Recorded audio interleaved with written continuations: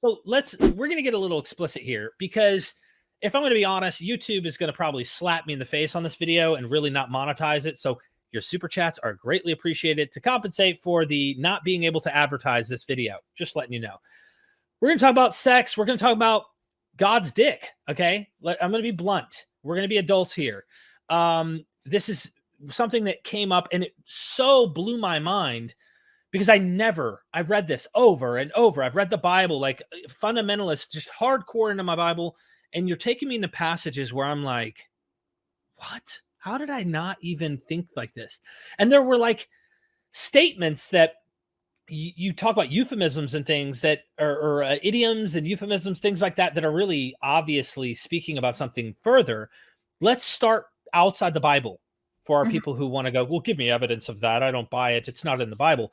You talk about this story about El and two goddesses. Yeah. And El is Jerkin McGurkin. I'm just going to be code word here the best I can. And these goddesses are impressed that his thing shoots to the heaven. Can you tell us about this briefly?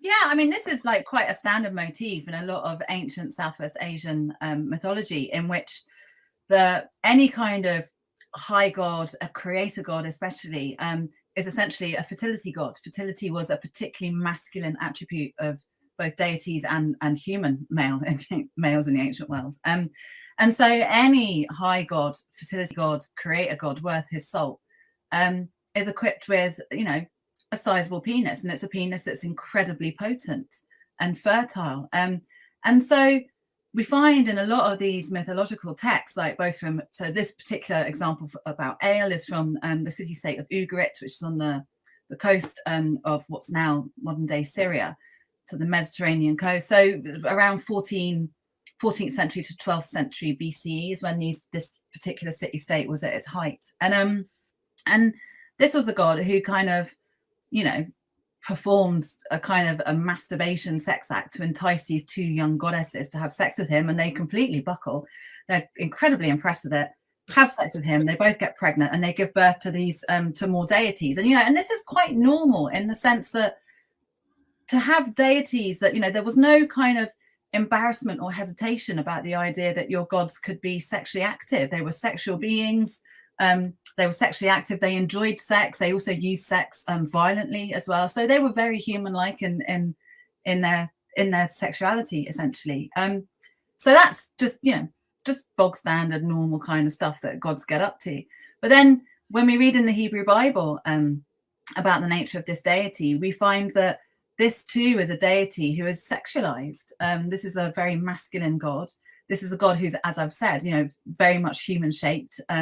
And he has male anatomy. He has, a term that's a lot of ancient texts like to employ euphemism and wordplay and poetry, just because that was a convention of the time. So, for example, certain body parts stand in for other parts. So thighs and feet are often euphemisms for genitals. The lips are often euphemisms for the vagina, quite obviously.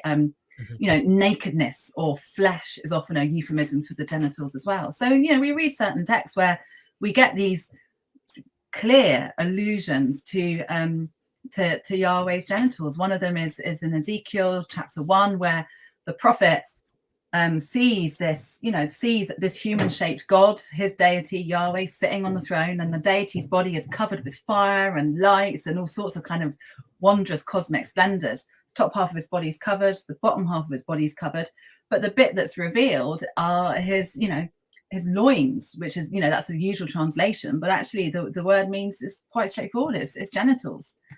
So this was a deity who was equipped like any other male creator fertility deity.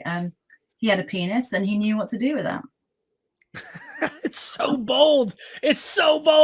I love it. Doesn't he say to Job, gird up thy loins like a man, like grab your cojones, we would say, like grab your balls? Kind of means like harden your balls, like harden up, like kind of get ready. Wow. It's a very masculine image. Yeah. I used to hear this in the church and they would say, well, all they did was they tucked their tunic. That's all. They tucked their tunic. And I'm thinking to myself, my dad. They're just wrapping themselves. They're just tightening their tunic so they can run. Mm-hmm. Yeah, that's what I heard. And my dad, we still do this today. He'll be like, grab your balls, son. Like he's just tough, masculine alpha male from special forces, military, retired, and all. So he's like, "Ugh." And